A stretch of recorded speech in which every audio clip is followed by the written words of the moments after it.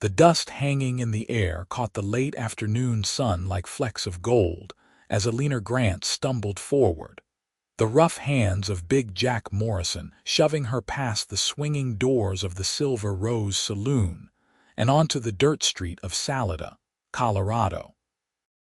Her carpet bag followed a heartbeat later, landing with a dull thud that sent up a small cloud of powder-fine earth. Eleanor caught herself before she fell completely, one hand instinctively moving to protect the small swell of her belly beneath her cotton dress, while the other braced against the hitching post. "And don't come crawling back, you hear?" Big Jack's voice boomed from the shadowed doorway, his massive frame blocking out the amber light from inside. "I don't run no charity house for fallen women. You should have thought about your situation before you got yourself in trouble." Eleanor's face burned with humiliation as she felt the weight of dozens of eyes on her.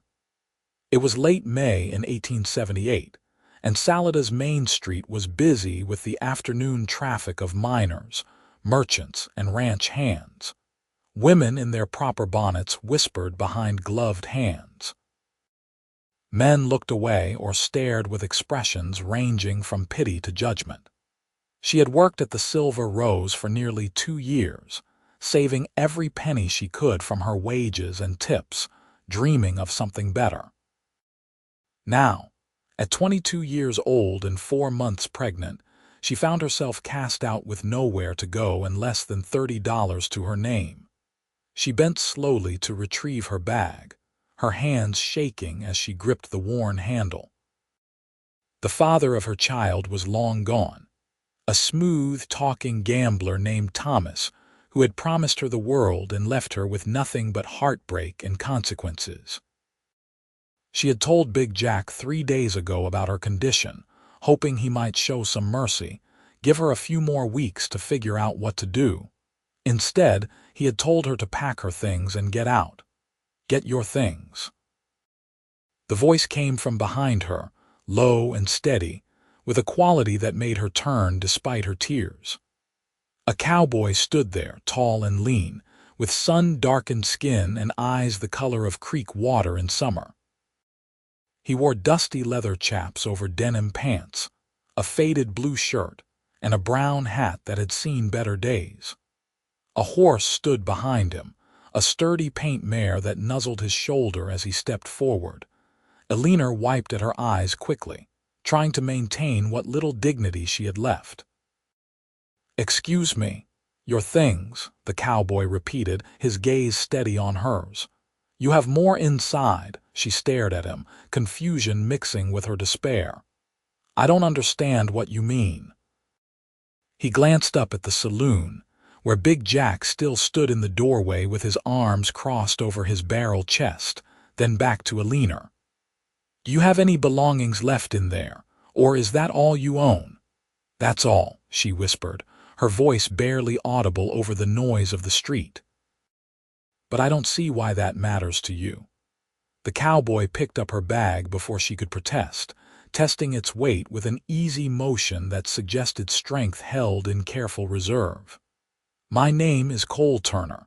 I've got a ranch about 8 miles north of here, up in the foothills. I need someone to help with the house and the cooking. You look like you could use steady work and a place to stay." Eleanor felt her heart hammer against her ribs. She searched his face for any hint of the cruel intentions she had learned to recognize in men, but found only a kind of quiet determination. "You don't know anything about me." "I know enough," Cole said simply. "I know you're in trouble, and I know I can help. The work is honest, the pay is fair, and you'll have your own room. No one will bother you there." "Why?" The question burst from her before she could stop it. "Why would you help me?" Something flickered in Cole's eyes, a shadow of old pain that came and went so quickly she might have imagined it. "Let's just say I know what it's like when the world turns its back on you. My offer is genuine, miss. You can take it or leave it, but you should decide quick. The sun will be setting in a few hours, and you don't want to be wandering these streets after dark in your condition." Eleanor looked back at the saloon, at the town that had been her home for 2 years, but had never truly welcomed her. She thought about the money in her pocket, enough for maybe a week in a boarding house if she was lucky. And then what? She looked down at her belly, at the life growing inside her that depended on her making the right choices. "All right," she said finally, meeting Cole's eyes again. "I'll come work for you, Mr. Turner, but I want to be clear that it's just work, nothing more." "Understood," Cole said, and there was relief in his voice that seemed genuine. "Nothing more than what we agreed on. You have my word on that." He helped her up onto his horse with a gentle hand, then swung up behind her with the ease of someone who had spent most of his life in the saddle. Eleanor held herself stiffly at first, uncomfortable with the proximity and the feel of his arms on either side of her as he held the reins. But as they rode out of Salida and into the sage-covered hills, she found herself relaxing incrementally, lulled by the steady rhythm of the horse's gait and the quiet strength of the man behind her. The ranch appeared as they crested a rise, nestled in a valley where a creek ran silver between cottonwood trees. It was modest but well kept, with a main house built of logs and stone, a barn, a stable, and several corrals where horses grazed in the evening light. Mountains rose in the distance, their peaks still crowned with snow despite the lateness of spring. "It's beautiful," Eleanor said without thinking, and felt Cole's slight nod behind her. "It's home," he said simply. "Been in my family for 12 years now. My father built the house with his own hands, and I've been working to keep it going since he passed 3 years back." He helped her down from the horse when they reached the house, then carried her bag up onto the porch. The door opened before he could reach for the handle, and a woman appeared in the doorway. She was perhaps 50 years old, with gray, streaked brown hair pulled back in a practical bun and sharp eyes that took in everything at once. "This is Mrs. Hartley," Cole said. "She comes up from town twice a week to help with the heavy cleaning and the washing. Mrs. Hartley, this is Miss Eleanor Grant. She'll be staying on to help with the daily work." Mrs. Hartley's gaze moved to Eleanor's belly, and her expression softened slightly. "I see. Well, come in then, girl. You look about ready to drop. When did you last eat?" Eleanor tried to remember and couldn't. Breakfast had been a piece of dry toast and some weak coffee, and that seemed like a lifetime ago now. "This morning, I think." "Lord have mercy," Mrs. Hartley muttered, stepping aside to let them in. "Cole Turner, you bring this child all the way out here without feeding her first. Get yourself cleaned up while I make her something proper." The inside of the house was simple but comfortable, with furniture that looked handmade and sturdy. The main room held a stone fireplace, a worn sofa, and several chairs. A kitchen area occupied one corner, with an iron stove and a table large enough for 4 people. Doorways led off to what Eleanor assumed were bedrooms. Cole showed her to a small room at the back of the house. It held a narrow bed with a thick quilt, a chest of drawers, and a washstand with a basin and pitcher. A window looked out over the valley, and through it, Eleanor could see the creek glinting in the fading light. "It's not much," Cole said, setting her bag on the bed, "but it's clean and private. The door has a lock if that makes you feel safer." Eleanor turned to face him, studying this stranger who had appeared out of nowhere and offered her a lifeline when she needed it most. He was perhaps 25 or 26, she guessed, with the weathered look of someone who worked outdoors in all seasons. There was something inherently decent in his face, a quality she had not often encountered in her life. "Thank you," she said quietly. "I don't know why you're doing this, but thank you." Cole touched the brim of his hat in a gesture that seemed automatic. "You're welcome, Miss Grant. Come out when you're ready, and Mrs. Hartley will have food waiting." He left, closing the door behind him with a soft click. Eleanor sank onto the bed, her legs suddenly weak with the weight of everything that had happened. She had left Salida with nothing but shame and fear. And somehow, impossibly, she had ended up here in this quiet valley with a stranger who had asked nothing of her but honest work.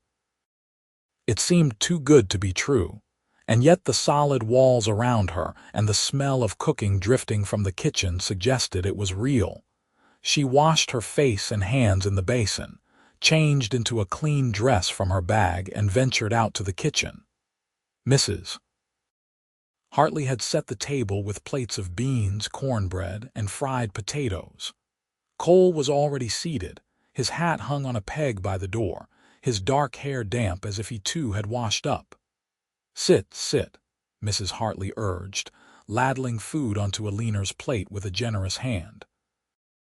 "You're eating for two now, and you're thin as a rail. We'll need to fatten you up some." Eleanor ate slowly at first, then with increasing hunger as her body reminded her how long it had been since she had a proper meal. Cole ate in companionable silence, occasionally passing her the cornbread or refilling her water glass without being asked. Mrs. Hartley bustled around the kitchen, packing up her things and giving Cole instructions about various household matters. "I'll be back on Thursday," she said, pulling on her shawl. "My youngest will come fetch me in the wagon. You take care of yourself, Eleanor, and don't let this one work you too hard. He forgets sometimes that not everyone has his constitution." After she left, the house settled into a peaceful quiet. Cole cleared the dishes while Eleanor sat at the table, still trying to process the strange turn her life had taken. "You must have questions," Cole said, pumping water into the sink. "I suppose I should explain myself better." Eleanor wrapped her hands around her water glass. "You don't owe me explanations, Mr. Turner. You've already been kinder than anyone had reason to be." "Cole," he corrected gently. "If you're going to be living here, you should call me Cole.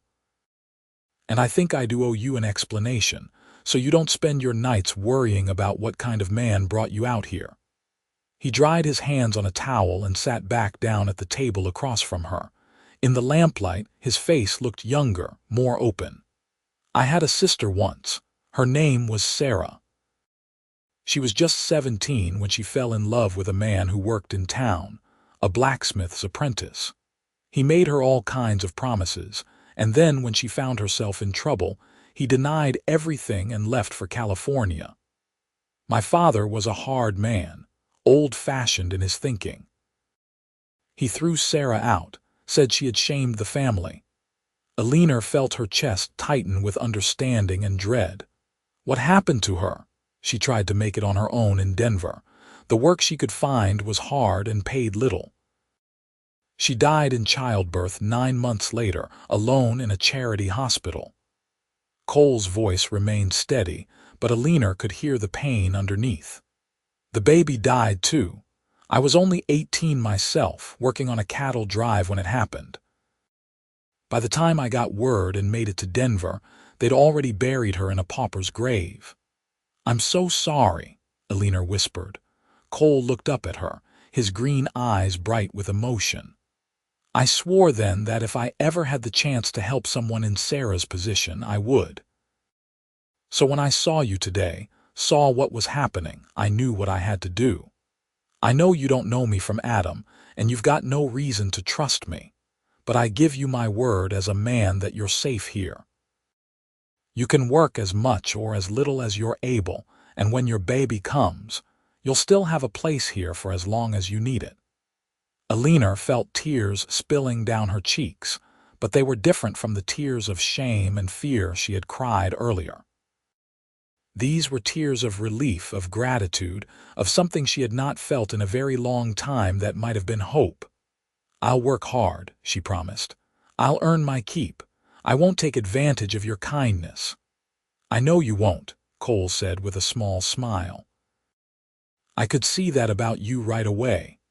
You've got pride, Miss Grant. That's nothing to be ashamed of." They talked a while longer, working out the practical details of her employment. She would help with the cooking, the garden, the chickens, and the general household work. In return, She would receive room and board plus $20 a month, a wage that made Eleanor's eyes widen with surprise. When they finally said goodnight and retreated to their separate rooms, Eleanor lay in her narrow bed and stared up at the dark ceiling, listening to the unfamiliar sounds of the ranch settling around her.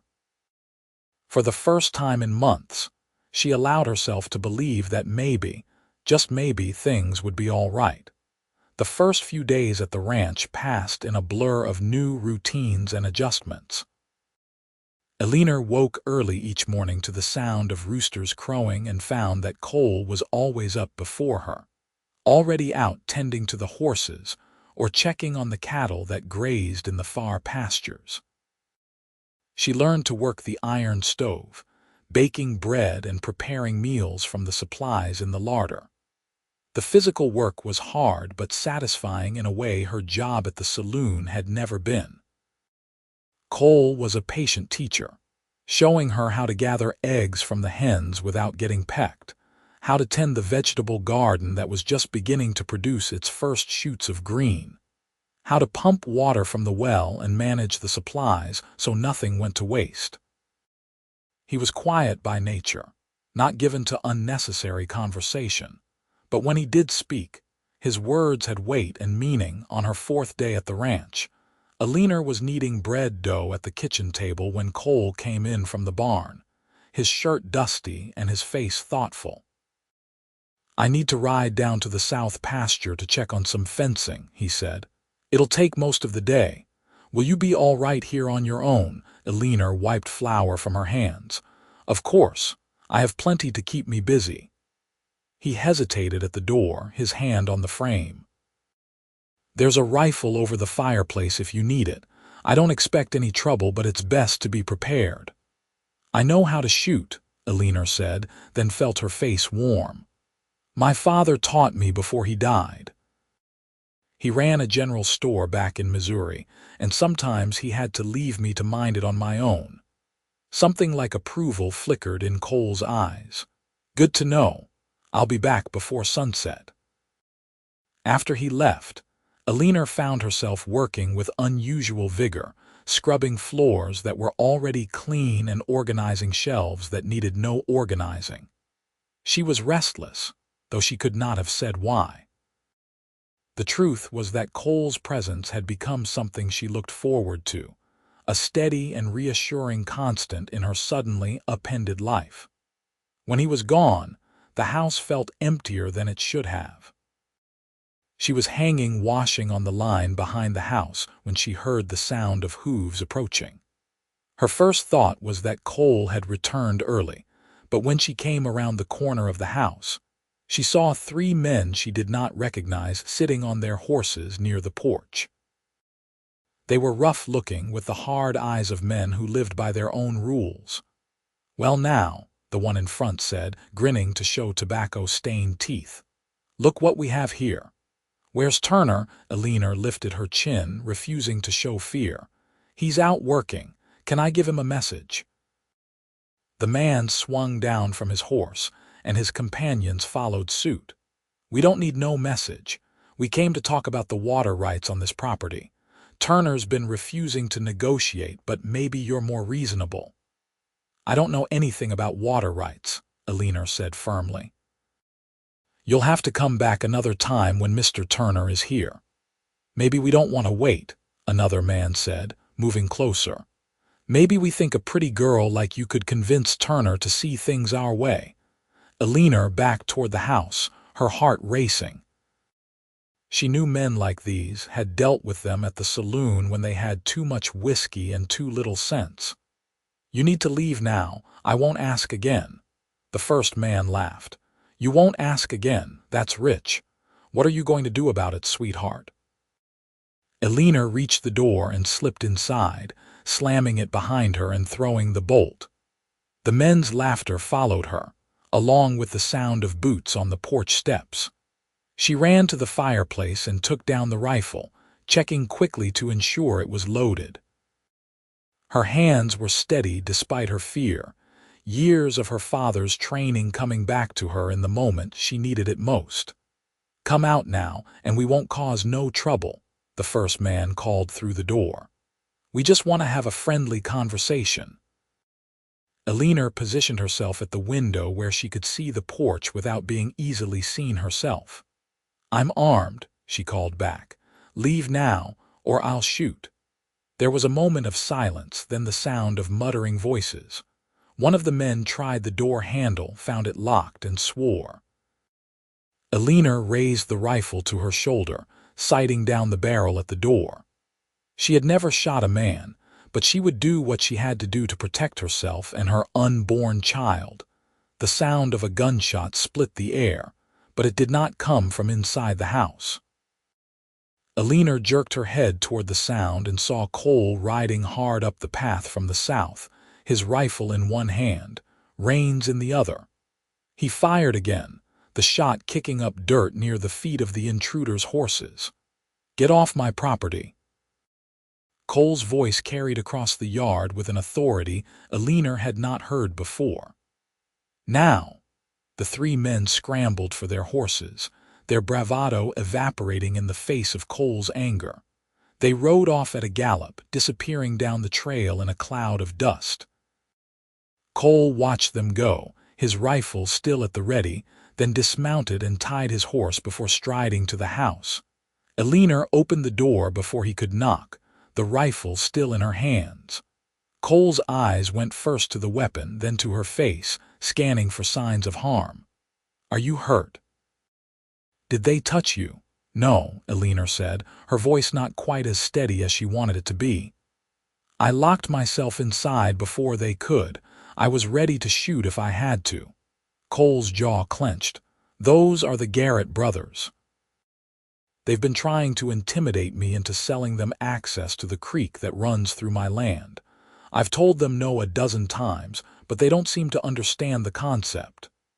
He took the rifle gently from her hands and set it aside, then guided her to a chair. "Sit down. You're shaking." Eleanor had not realized she was trembling until he pointed it out. The fear she had pushed down while facing the men now came flooding back, along with a wave of nausea. Cole brought her water and waited patiently while she drank, his expression dark with anger that was not directed at her. "This is my fault," he said finally. "I should have warned you about them. I should have known they might try something when I wasn't here." "You can't predict everything," Eleanor said, her voice growing stronger. "And I handled it. They didn't get inside and nobody got hurt." "This time," Cole said grimly.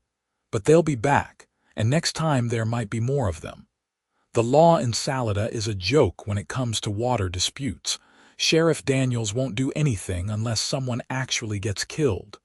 Eleanor set down her water glass and looked at Cole directly. "What are you going to do?"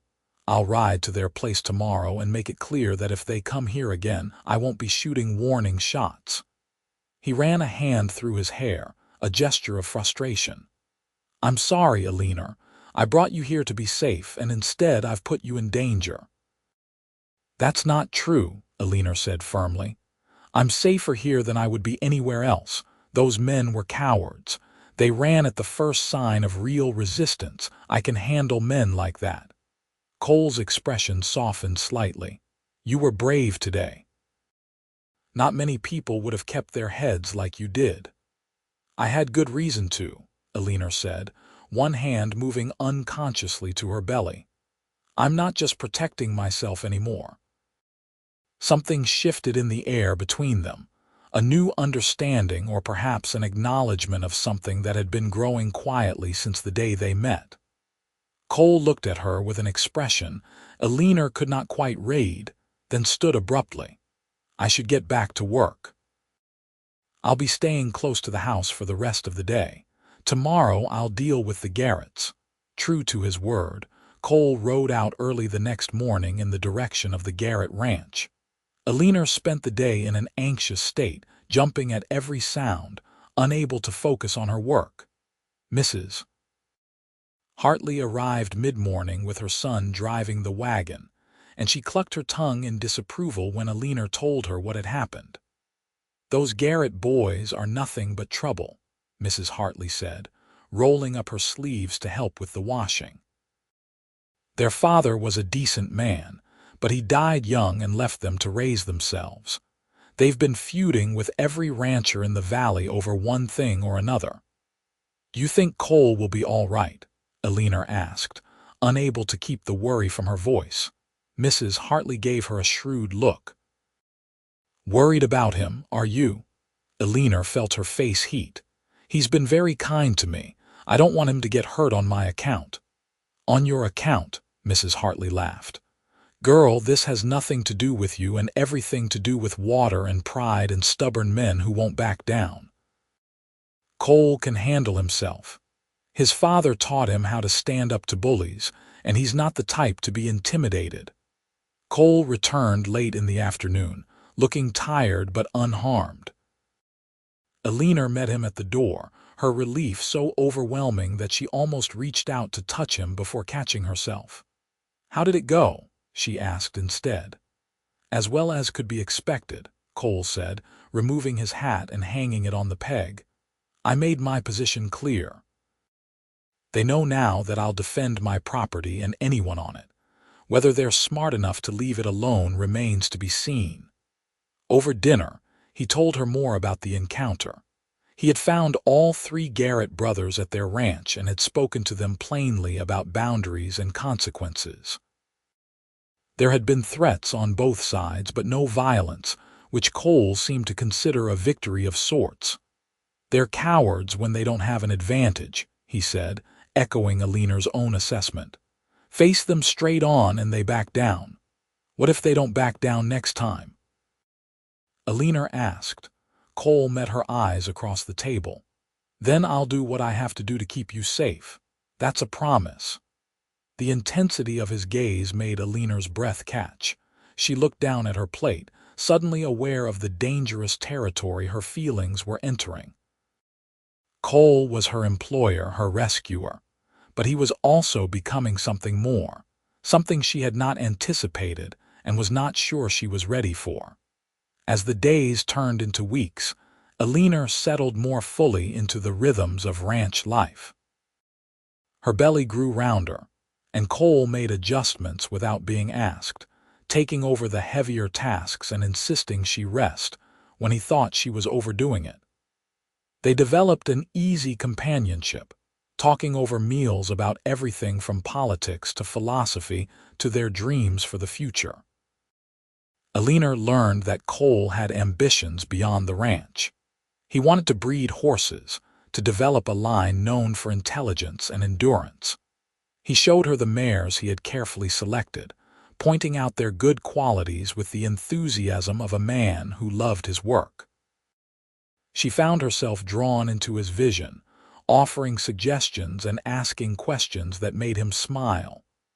"You have a good eye for horses," he said one afternoon as they leaned against the corral fence watching a new colt nurse from its mother. "You should help me pick the next breeding stock." "I don't know anything about breeding horses," Eleanor protested.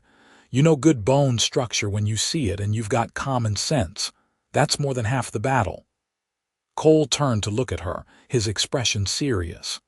"I value your opinion, Eleanor. I hope you know that." She did know it, and that knowledge filled her with a warmth that had nothing to do with the June sun beating down on them. Cole treated her not as a charity case or a fallen woman, but as an equal, someone whose thoughts and ideas mattered. It was intoxicating and terrifying in equal measure. One evening in late June, they sat on the porch after dinner, watching the sun set over the mountains. Eleanor was mending one of Cole's shirts, her needle flashing in the fading light. Cole sat in the other chair, supposedly reading a book but mostly just watching her work. "Can I ask you something personal?" he said suddenly. Eleanor looked up from her mending. "I suppose that depends on the question. The father of your baby, you still have feelings for him?" The question caught her off guard. She set down the shirt and stared out at the darkening valley, considering her answer carefully. "I thought I did once. Thomas was charming and handsome, and he said all the things a girl wants to hear. But I realized after he left that I was in love with the idea of him, not the reality. The real Thomas was selfish and careless with other people's hearts. No, I don't have feelings for him anymore. Mostly I just feel foolish for believing his lies. You weren't foolish, Cole said quietly. You trusted someone who didn't deserve it. That's his failing, not yours. Eleanor turned to look at him in the gathering darkness. Why do you ask? Cole was silent for a long moment, and when he spoke, his voice was careful. Because I need to know if your heart is free, Eleanor. Because somewhere along the way, I've started to have feelings for you that go beyond what an employer should feel. And if there's no chance of those feelings being returned, I need to know so I can keep them to myself and not make you uncomfortable. Eleanor's heart hammered in her chest. She had sensed something growing between them, but had told herself she was imagining it, that a man like Cole could never see past her circumstances to the person underneath. To hear him speak the words out loud left her breathless. Cole, I'm pregnant with another man's child. How could you possibly want someone like me? I want you because of who you are, Cole said, standing and moving to crouch beside her chair so they were eye level. You're brave and strong and kind. You work hard and never complain. You make me laugh and you make me think. When I imagine my future, I see you in it, Eleanor. You and your baby.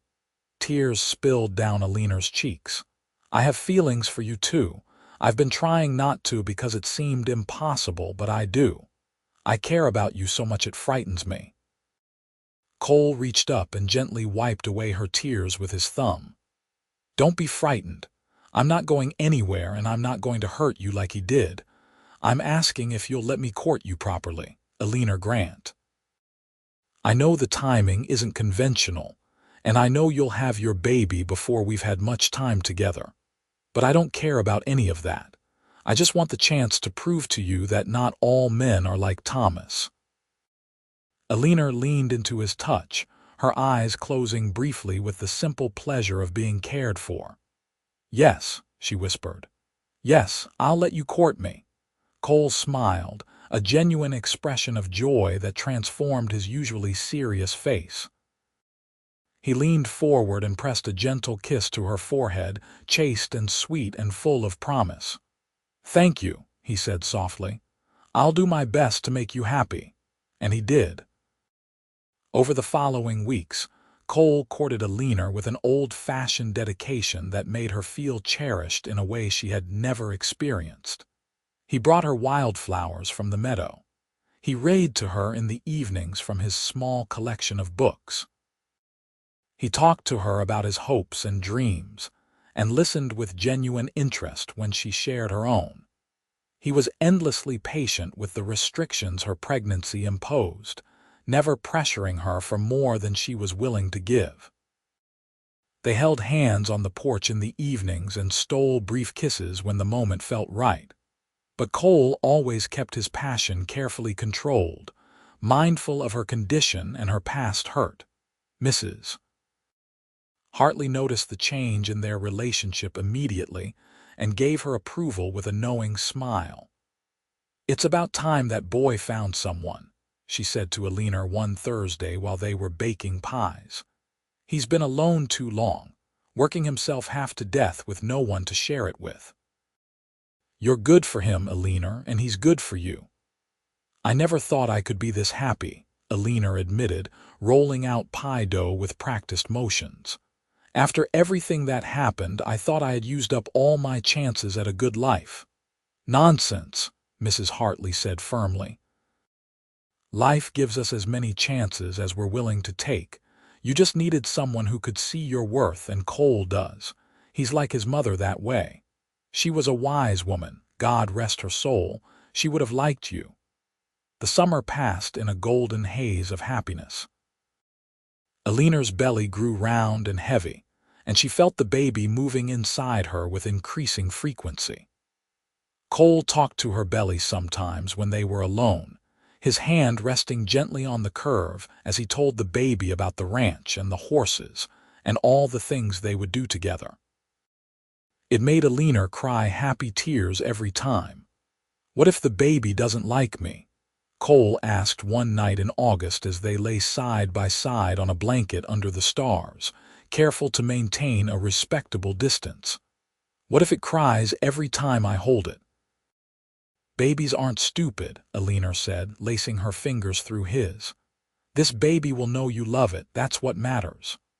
"I will love it," Cole said seriously. "I already do. It's part of you, so how could I not?" In late August, Cole surprised Eleanor by asking her to take a ride with him to town. They went in the wagon, with Eleanor cushioned by pillows and Cole driving carefully to avoid the worst ruts in the road. When they reached Salida, he drove past the main street to a small white church at the edge of town. "Why are we here?" Eleanor asked, confused. Cole set the brake and turned to face her, suddenly nervous in a way she had rarely seen him. "I wanted to talk to you somewhere neutral, away from the ranch. Eleanor, I know we've only been courting for a couple of months, but I feel like I've known you much longer. I love you. I love who you are and who you're going to be, and I want to marry you if you'll have me."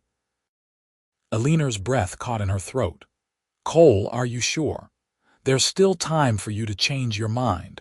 Once the baby comes, everything will be different, I'm sure," Cole said, taking both her hands in his. "I've been sure since that first day when I saw you on the street and knew I had to help you. Maybe I didn't know it was love then, but I know it now. I want to be your husband, Eleanor. I want to be a father to your baby. I want us to be a family." "Yes," Eleanor said through her tears. "Yes, I'll marry you. I love you, Cole Turner. I love you so much." They were married 3 days later in that same small church, with Mrs. Hartley and her husband standing as witnesses. Eleanor wore a simple blue dress that Mrs. Hartley had helped her make, altered to accommodate her pregnant belly. Cole wore his best suit, his hair neatly combed and his eyes shining with happiness. The pastor was kind, speaking briefly about love and commitment before pronouncing them husband and wife. When Cole kissed her, Eleanor felt the last of her fears melt away. This was real. This was her second chance at life, and she was going to grab it with both hands. They spent their wedding night at a hotel in Salida, in a room with lace curtains and a big soft bed. Cole was gentle and patient, mindful of Eleanor's pregnancy and her need for tenderness. They lay together afterward, Eleanor's head on Cole's chest, his arm around her shoulders, and talked about their future until sleep finally claimed them. Back at the ranch, they settled into married life with an ease that suggested they had been together for years, rather than months. Cole added a cradle to their bedroom, which he had been secretly building in the barn. Eleanor sewed blankets and tiny clothes, preparing for the baby's arrival with a mix of excitement and nervousness. "What if I'm not a good mother?" she asked Cole one September evening as she folded the little garments for the 100th time. "You'll be wonderful," Cole said with absolute certainty. "You're loving and patient and strong. Our baby is lucky to have you." "Our baby," Eleanor repeated softly, testing out the words. "You really think of it that way?" "Of course I do," Cole said, wrapping his arms around her from behind, his hands resting on her belly. "This is our child, Eleanor. It doesn't matter who contributed to its making. What matters is who will be there to love and raise it." The baby came early on a crisp October morning, arriving with the kind of speed that left everyone breathless. Mrs. Hartley had moved into the spare room for the last 2 weeks of Eleanor's pregnancy, and it was her experienced hands that delivered a healthy baby boy into the world while Cole paced anxiously in the other room. "You can come in now, Mrs. Hartley called, and Cole burst through the door as if he had been shot from a cannon. Eleanor lay exhausted but glowing in their bed, holding a tiny bundle wrapped in one of the blankets she had sewn. "Meet your son," she said softly. Cole approached slowly, almost reverently, and looked down at the baby's wrinkled red face. "He's perfect," he breathed. "Absolutely perfect." "Do you want to hold him?" Eleanor asked. Cole nodded wordlessly and carefully took the baby into his arms, supporting the small head with practiced ease. He had clearly been practicing with Mrs. Hartley's grandbabies, Eleanor realized with a surge of love. The baby squinted up at Cole with unfocused eyes, making small, mewling sounds. "Hello, little one," Cole murmured. "Welcome to the world. I'm your papa, and I'm going to do my very best by you." They named him Edward Cole Turner, and he became the center of their world. Cole was a devoted father from the first moment, waking with Eleanor for night feedings, walking the floor with Edward when he was fussy, changing diapers without complaint. Eleanor had worried that seeing the baby might remind Cole that it was not his by blood, but if he ever had such thoughts, he never showed it. He loved Edward completely and unconditionally. The first year of their marriage was not without challenges. Money was tight, and there were times when Eleanor worried about making ends meet. A hard winter killed several head of cattle, setting back Cole's plans for expanding the herd. Edward was a colicky baby who cried more than he slept for the first 3 months, leaving both his parents exhausted. But through it all, their love for each other only grew stronger. Cole proved himself to be a man of his word in every way that mattered. He was faithful, hardworking, and devoted to his family. Eleanor blossomed under his care, gaining confidence and finding her place not just as a wife and mother, but as a true partner in running the ranch. By Edward's first birthday in October of 1879, things were looking up. The cattle had multiplied. Cole's horse breeding program was beginning to show results, and they had saved enough money to make some much-needed repairs to the house. Edward was walking now, toddling around on unsteady legs and getting into everything with the fearless curiosity of a child who knew he was loved. "I want to have another baby," Eleanor said one evening after they had put Edward to bed. She and Cole were sitting on the porch as they often did, watching the stars come out over the mountains. Cole turned to her in surprise. "Are you sure? Edward isn't even weaned yet." "I'm sure," Eleanor said, taking his hand. "I want Edward to have brothers and sisters. I want our family to grow. And I want to give you children that are yours from the beginning, Cole. You've been so wonderful with Edward, and you deserve to experience everything from the first moment." "Eleanor, Edward is mine in every way that matters," Cole said seriously. "But if you want more children, then I want that too. I think you'd be beautiful pregnant with my baby." Eleanor blushed and swatted his arm playfully. "I was beautiful pregnant with Edward too." "You were," Cole agreed, pulling her close. "And you'll be even more beautiful carrying our baby, because there won't be any fear or shame this time. Just love and joy and anticipation." Their second child, a daughter they named Clara Rose, was born in July of 1880, on a day so hot that Eleanor thought she might melt. The birth was easier than Edward's had been, and Clara came into the world with a lusty cry that spoke of a strong spirit. She had Cole's green eyes and Eleanor's dark hair, and Cole fell in love with her on sight. "She's going to be a handful," he predicted, cradling his daughter with the confidence of an experienced father. "Look at that determined chin. She's got your stubbornness, Eleanor." "My stubbornness kept me alive when everything else wanted me dead," Eleanor said with a smile. "I'm glad she has it." Edward was fascinated by his baby sister, wanting to touch her constantly and bringing her his favorite toys. Cole and Eleanor taught him to be gentle, and soon Edward was helping in his own toddler way, fetching diapers and singing nonsense songs that somehow always made Clara stop crying. Life on the ranch fell into a comfortable rhythm. Cole's horse breeding program took off, with buyers coming from as far away as Denver to see his stock. Eleanor managed the household accounts with a shrewd eye that saved them money and found opportunities Cole might have missed.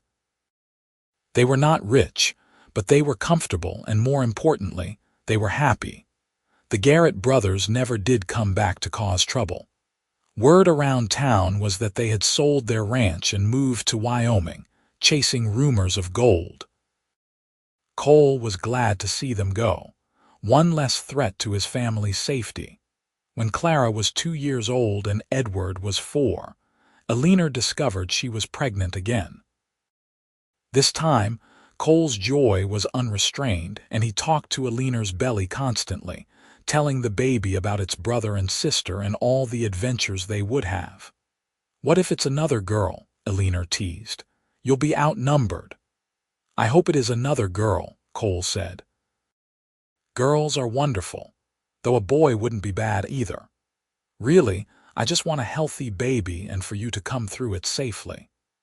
Their third child, another boy they named James Daniel, was born in March of 1883 during a late spring snowstorm. He was the biggest of their babies, with a shock of dark hair and lungs that could wake the dead. Edward and Clara were old enough now to be excited about the new addition, though Clara was slightly miffed that she was no longer the baby of the family. Cole sat up with Eleanor the first night, holding James while she slept, marveling at the tiny, perfect fingers and toes. "3 children," he murmured to the baby. "Your mama and I have 3 children. How did we get so lucky?" The years passed in a blur of childhood milestones and growing prosperity. Edward grew into a serious boy who loved the horses and showed early signs of having his father's skill with them. Clara was indeed a handful, wild and fearless, climbing trees and riding before she could properly walk. James was the sweet one, always ready with a hug and quick to cry when anyone was upset. Cole and Eleanor grew older together, their love deepening with each passing year. They had their disagreements, as all couples do, but they had learned to talk through their problems and never let the sun go down on their anger. Cole still brought Eleanor wildflowers from the meadow, and she still mended his shirts on the porch in the evenings, though now they were surrounded by children demanding attention and telling stories about their day. In the summer of 1885, they made a trip to Missouri so Eleanor could visit her father's grave and show Cole the town where she had grown up. It was bittersweet, seeing the places of her childhood and realizing how much she had changed. The girl who had left Missouri chasing dreams of adventure had become a woman who had found something better. A home, a family, and a love that sustained her through everything life threw at them. On the way back to Colorado, as they traveled through Kansas with 3 tired children dozing in the back of the wagon, Eleanor took Cole's hand and squeezed it gently. "Thank you," she said softly. Cole glanced at her in surprise. "For what?" "For everything. For seeing me when I was invisible. For offering me hope when I had none. For loving me when I didn't love myself. For being the best father and husband I could have ever asked for." Cole brought her hand to his lips and kissed it gently. "You don't have to thank me for any of that, Eleanor. Loving you and our children is the easiest thing I've ever done. You saved me as much as I saved you. Before you came along, I was just going through the motions, working because it was what I knew how to do. You gave me a reason to build something lasting, something worth passing down to our children."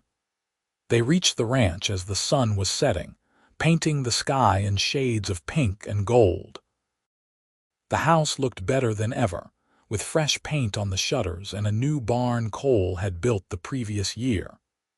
The horses grazed peacefully in the pasture, and smoke curled from the chimney where Mrs. Hartley had kept the fire going in their absence.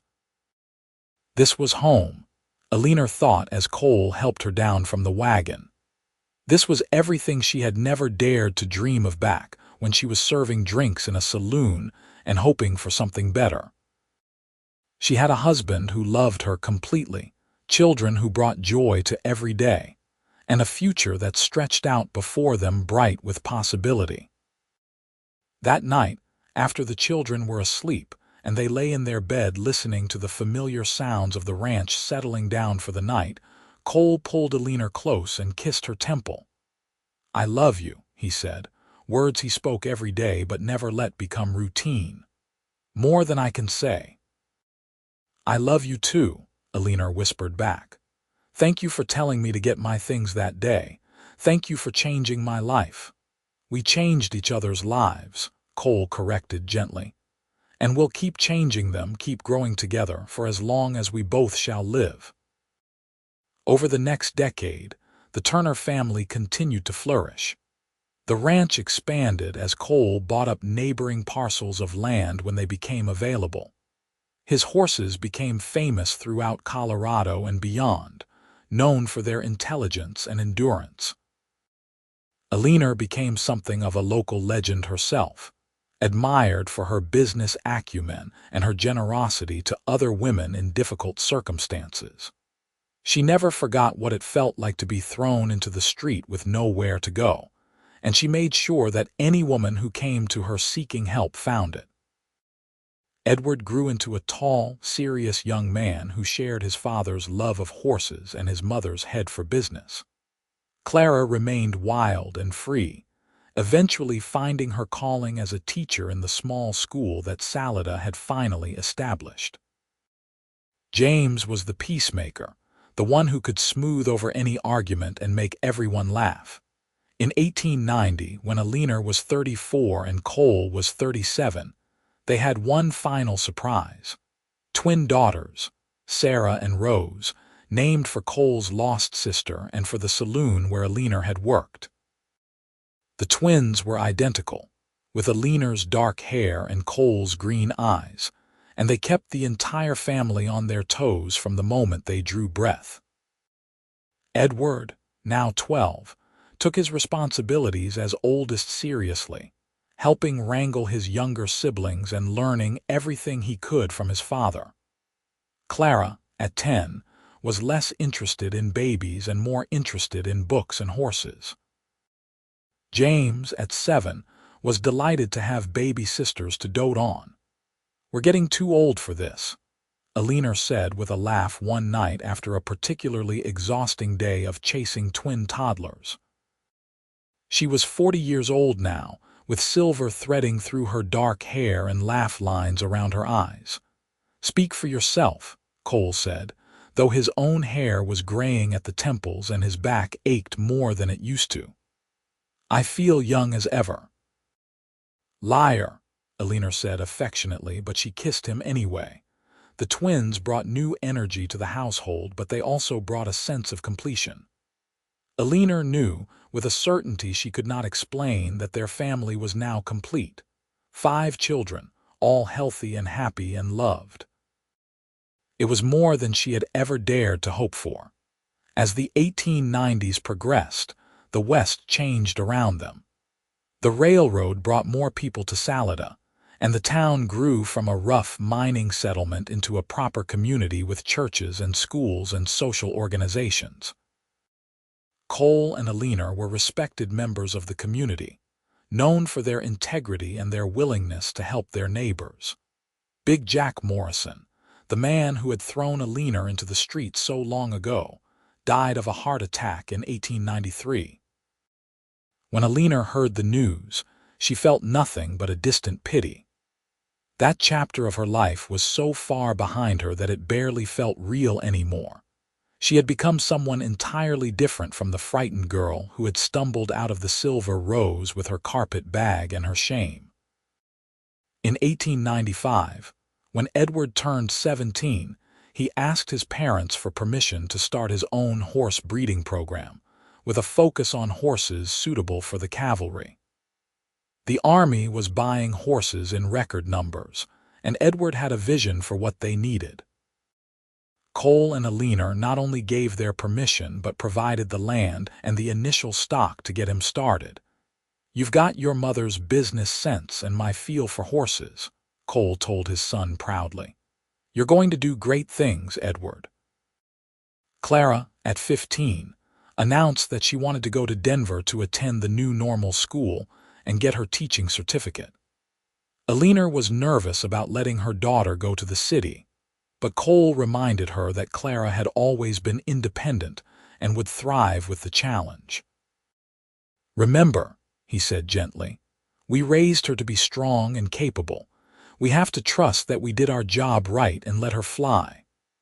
Clara left for Denver in the fall of 1895, writing long letters home about her classes and her fellow students and the wonders of city life. She came home for Christmas and summer breaks, bringing back new ideas and stories that made the whole family laugh. James, at 12, was content on the ranch, helping with the horses and the cattle and showing signs of becoming as skilled as his father. The twins, now 5 years old, were attending the local school and learning to read and write, though they still preferred climbing trees and catching frogs to sitting still with books. On a warm evening in May of 1898, Cole and Eleanor sat on the porch watching the sunset, as they had done countless times over the past 20 years. Edward was in the barn tending to a mare about to foal. Clara was home for a visit, reading to the twins in the house. James was finishing up the evening chores. "Can you believe it's been 20 years?" Eleanor asked, leaning into Cole's side. 20 years since you told me to get my things." "Best decision I ever made," Cole said, wrapping his arm around her shoulders. "Though technically, I believe I said get your things, not get my things."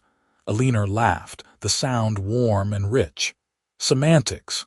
The point is, you changed my life that day." "We changed each other's lives," Cole said, as he always did. "I was half a man before you came along, Eleanor. You made me whole."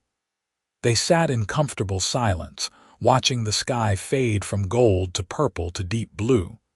The sound of their children's voices drifted from the house, mixed with laughter and the everyday sounds of a busy household.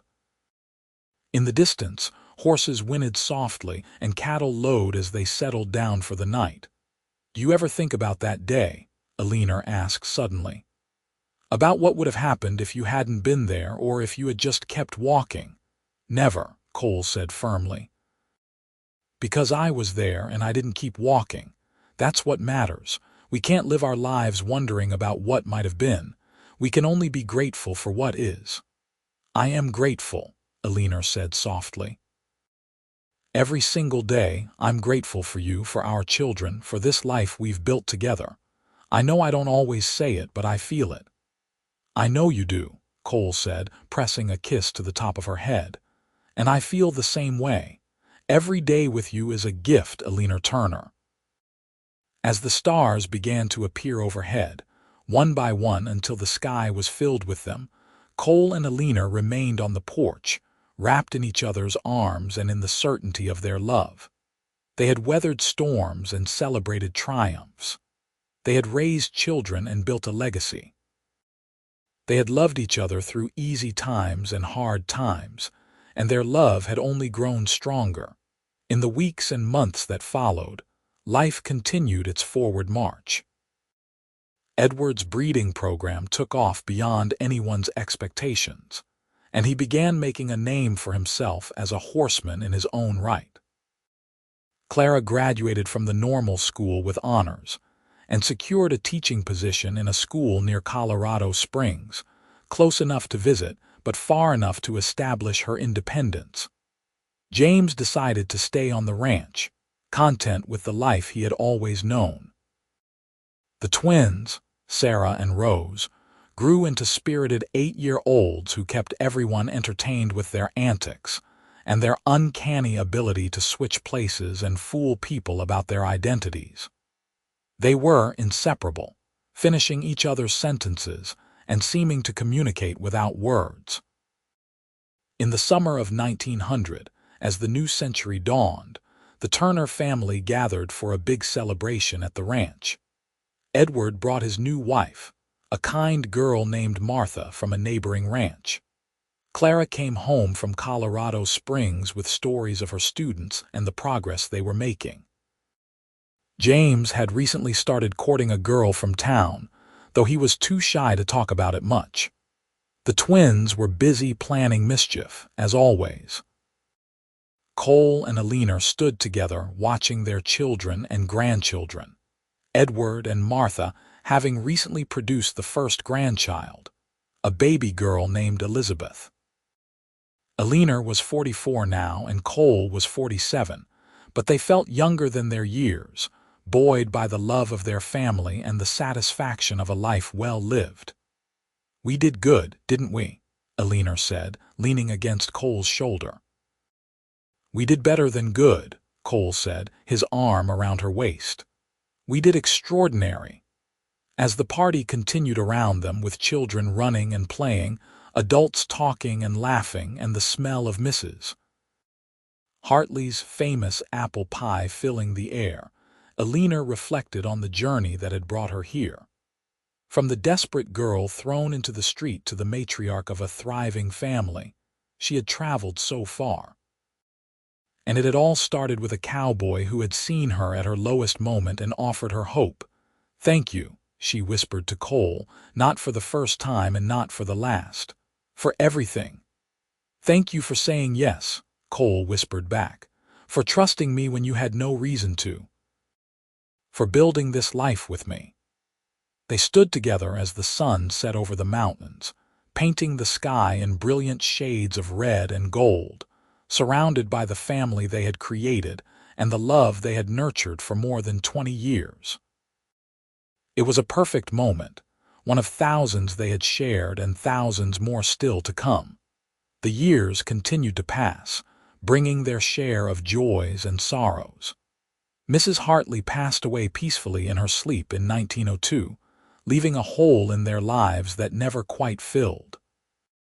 Edward's horse breeding business flourished, and he eventually built his own house on a piece of the ranch land. Clara married a fellow teacher and settled in Colorado Springs, though she visited often with her own growing family. James took over more and more of the day-to-day operations of the ranch, as Cole's back and knees began to remind him that he was no longer a young man. The twins, true to their independent natures, took different paths when they grew up. Sarah became a nurse, training in Denver and eventually returning to Salida to care for the sick and injured. Rose surprised everyone by becoming a journalist, traveling throughout the West and writing articles about the changing frontier for newspapers in San Francisco and Chicago. Through it all, Cole and Eleanor remained the center of their family, the foundation upon which everything else was built. They celebrated anniversaries and holidays together, welcomed new grandchildren, and mourned when losses came. Their love for each other never wavered, never faded, even as their hair turned gray and their steps grew slower. In the spring of 1910, on the 32nd anniversary of the day they met, Cole took Eleanor's hand and led her out to the porch where they had spent so many evenings together. He had arranged for James to handle everything that evening so they could have time alone, just the two of them. "You remember what I said to you that first day?" Cole asked as they settled into their familiar spots, Eleanor in the rocking chair and Cole in the straight-backed chair beside her. "You said, 'Get your things,'" Eleanor replied with a smile. "How could I forget? Those 3 words changed my entire life." "I've been thinking a lot lately about that day," Cole said, his voice thoughtful, "about how easily things might have gone differently. If I had been 5 minutes later, or if I had been too cowardly to step forward, or if you had refused my help. But none of those things happened," Eleanor said, taking his hand. "You were there at exactly the right moment, and you had the courage to help, and I had the sense to accept. That's our story, Cole. That's what matters. I just want you to know," Cole said, his green eyes serious, "that every day since then has been a gift. Every morning I wake up next to you, every meal we share, every conversation we have. It's all been more than I ever dreamed I could have. You've made me happier than I knew it was possible to be, Eleanor. Eleanor felt tears prick her eyes. You've done the same for me. You took a broken, frightened girl and showed her what real love looks like. You've been my partner, my best friend, my love, for 32 years. I couldn't have asked for a better life than the one we've built together. They sat together as the stars came out, holding hands and remembering. They talked about the early days at the ranch, about Edward's birth and the terror and joy of becoming parents. They remembered Clara's wild childhood and James's sweet nature and the chaos of the twins. They laughed over old arguments and old jokes, and they marveled at how quickly the years had passed. If you could go back, Cole asked as the night grew late, and change anything about our life together, what would it be? Eleanor was quiet for a long moment, considering. Finally, she shook her head. Nothing. Not one single thing. Even the hard times, the losses and the struggles, they all led us here. They all made us who we are. I wouldn't change any of it. Neither would I, Cole said softly. Not even the parts that hurt. It was all worth it to end up here with you. As they finally went inside and prepared for bed, moving through the familiar routines they had performed thousands of times, Eleanor reflected on the strange and wonderful path her life had taken. She thought about the girl she had been, terrified and alone on that dusty street in Salada. She thought about the courage it had taken to trust Cole, to accept his help, to let herself fall in love again after being so badly hurt. And she thought about everything that had come after. The joy of their wedding, the terror and triumph of childbirth, the satisfaction of watching their children grow into good people, the contentment of growing old beside someone who knew and loved every part of her. As she lay in bed beside Cole, listening to his steady breathing in the darkness, Eleanor sent up a silent prayer of gratitude for the cowboy who had watched her humiliation and chosen to intervene. For the man who had said, "Get your things," and meant, "Let me help you." For the husband who had kept every promise he ever made and loved her more with each passing year. The next morning dawned bright and clear, and Eleanor woke to find Cole already up and dressed, sitting in the chair by the window and watching her sleep. "How long have you been awake?" she asked, stretching. "A while," Cole admitted. "I like watching you sleep. You look peaceful." Eleanor laughed and got out of bed, her joints protesting slightly. She was 54 years old now, and while she was still healthy and active, she felt her age more than she used to. "You're getting sentimental in your old age, Mr. Turner." "I've always been sentimental when it comes to you," Cole said, standing and pulling her into his arms. "I'm just getting worse at hiding it." They spent the day working side by side as they always had. Eleanor tending to the garden that had become her pride and joy while Cole worked with the horses. James stopped by at midday with his wife and their 2 children, bringing news of a neighboring ranch that was for sale and asking Cole's advice on whether he should consider buying it. "You should do what feels right to you," Cole told his son. "Your mother and I have always trusted our instincts, and they've served us well. If you think you can make it work, then go for it. We'll support you either way." That evening, as the family gathered for dinner, the big table filled with the sound of conversation and laughter, Eleanor looked around at the faces she loved and felt her heart swell with happiness. This was what she had been saved for all those years ago. This was the life that had been waiting for her on the other side of despair. Edward caught her eye from across the table and raised his glass. "To Mother and Father," he said, and everyone else followed suit. "Thank you for showing us what love and commitment really look like. Thank you for building something lasting and teaching us to do the same." "Hear, hear," the others chorused, and Eleanor had to blink back tears. Cole squeezed her hand under the table. "We should be thanking all of you," he said to their children. "You've made our lives richer than we ever could have imagined. Every one of you has brought us joy." The years continued their relentless march forward, bringing changes and challenges. Colorado was no longer the wild frontier it had been when Cole and Eleanor first met. Cars began appearing on the streets of Salida, and electricity came to town, though the ranch remained lit by lamps and candles for several more years. The First World War touched their lives when James's oldest son enlisted, bringing anxious months of waiting until he returned home safely. Through it all, Cole and Eleanor remained each other's constant. They celebrated their 40th wedding anniversary in 1918 with a big party attended by their 5 children, their spouses, and their 16 grandchildren. It was a joyous occasion, though Eleanor found herself tired more easily now, and Cole walked with a slight limp from old injuries that had never quite healed. 40 years, Eleanor marveled as they lay in bed that night, exhausted but happy. "I can't believe it's been 40 years. "Best 40 years of my life," Cole said, pulling her close. "Here's to 40 more." But they both knew that 40 more years was unlikely. They were in their 60s now, and while they were both still relatively healthy, they were no longer young. They had started having conversations about the future, about what would happen to the ranch when they were gone, about making sure their children and grandchildren were provided for. Edward was the natural choice to take over the main ranch, as the oldest and the one most invested in continuing the horse breeding program.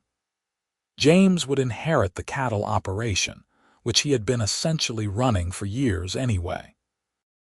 Clara, Sarah, and Rose would each receive portions of the land they could sell or keep as they chose, along with equal shares in the ranch's profits. "I want to make sure everyone is taken care of," Cole said one evening as they worked through the details with their lawyer in Salida. "I want there to be no question about what Eleanor and I intended." "You're being very thorough," the lawyer said approvingly. "Too many people put this off until it's too late, and then their families end up fighting." "Our family won't fight," Eleanor said with certainty. "We raised them better than that. But we want everything clear anyway, so there's no room for misunderstanding." In the spring of 1920, Cole fell ill with pneumonia. It started as a simple cold but quickly progressed into something more serious.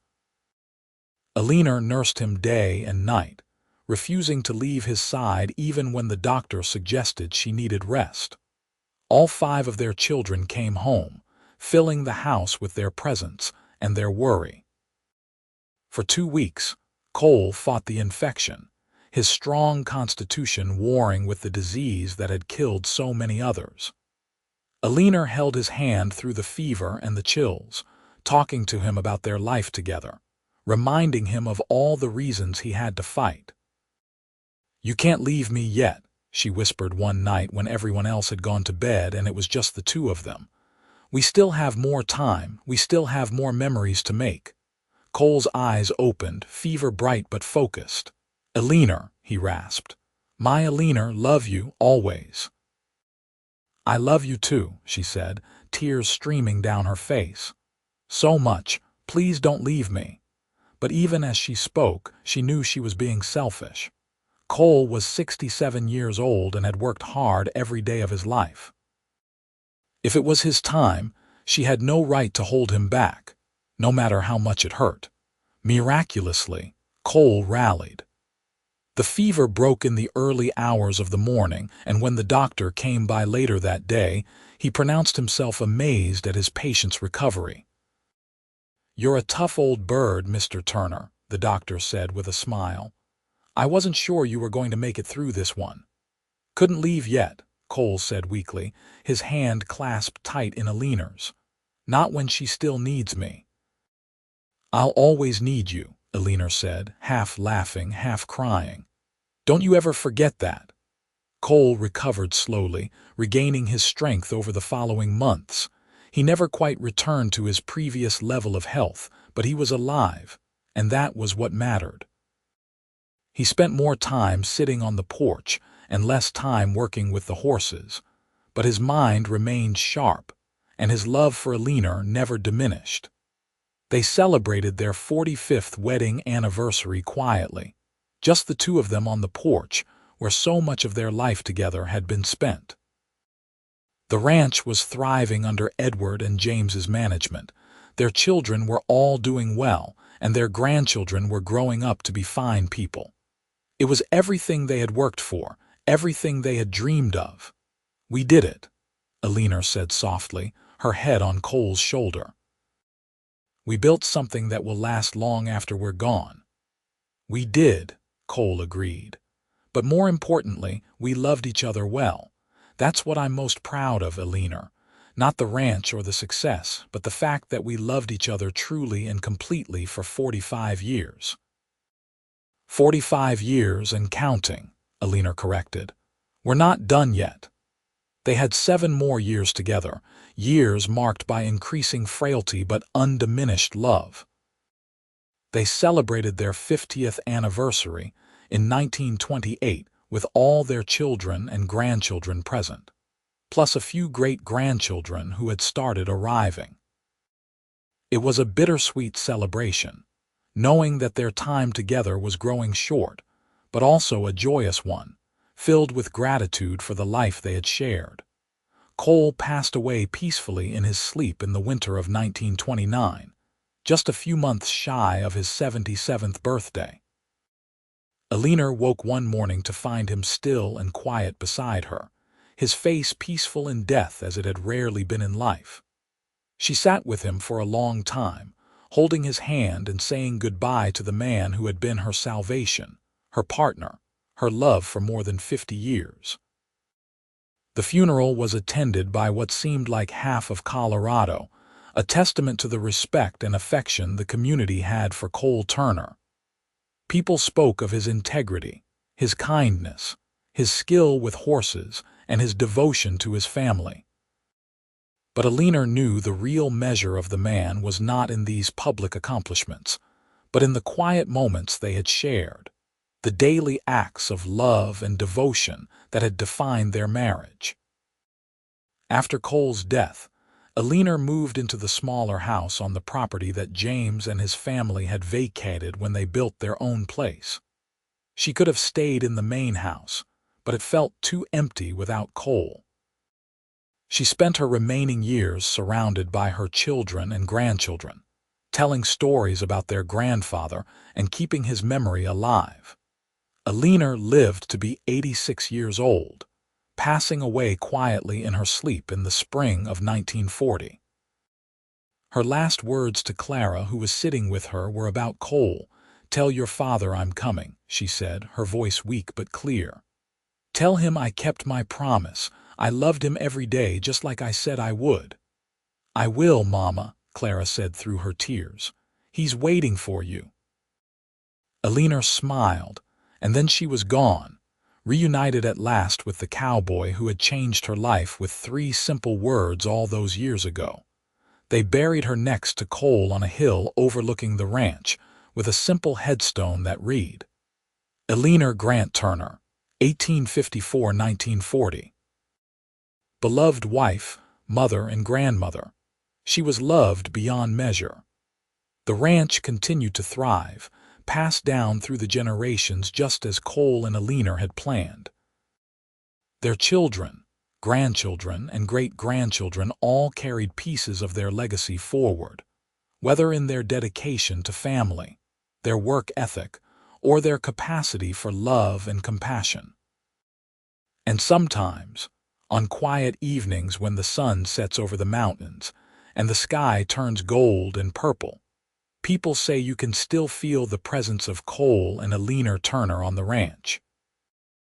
They're sitting on the porch as they did for so many years, holding hands and watching the stars come out, their love as strong in death as it was in life.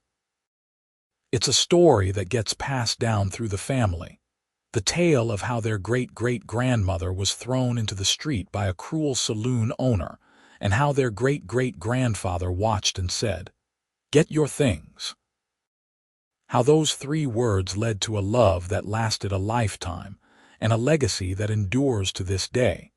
It's a story about second chances and the power of compassion, about looking beyond circumstances to see the person underneath, about building something lasting through daily acts of love and commitment, about the way one moment of courage can change not just 2 lives, but generations of lives yet to come. The Turner family still owns the ranch, though it's smaller now than it was in Cole and Eleanor's day. Some of the land was sold off over the years, and Salada has grown up around what remains. But the main house still stands, lovingly maintained and updated but retaining its essential character. The creek still runs through the valley, and horses still graze in the pastures, descendants of the bloodlines Cole worked so hard to establish. And on special occasions when the whole family gathers, someone always tells the story of how it all began. How a pregnant barmaid was thrown into the street, how a cowboy watched and made a choice that would echo down through the decades, how love bloomed in the most unlikely of circumstances and created something beautiful and lasting. It's a story that never gets old, no matter how many times it's told, because at its heart, it's not just a story about Cole and Eleanor. It's a story about all of us, about the choices we make and the lives we touch, about the way small acts of kindness can ripple outward in ways we can never fully understand. And it's a reminder that it's never too late for a second chance, that love can bloom in the most unexpected places, and that sometimes the most important thing we can do is simply see another person's worth when the rest of the world has turned away. The sun sets over the ranch, just as it did that first evening when Eleanor arrived scared and pregnant and desperate for hope. The mountains stand eternal in the distance, and the stars begin to appear one by one in the darkening sky. And if you listen very carefully, you might hear the echo of laughter from the porch, the sound of 2 people who loved each other well and built something that will last forever. That's the legacy of Cole and Eleanor Turner. Not just the land or the horses or the children and grandchildren they left behind, but the proof that love is real, that kindness matters, and that one person reaching out to help another can change the world in ways both small and profound. Their story began with 3 words spoken on a dusty street in 1878, and it continues today in the hearts of everyone who hears it, and remembers that we all have the power to change someone's life for the better if we just have the courage to try.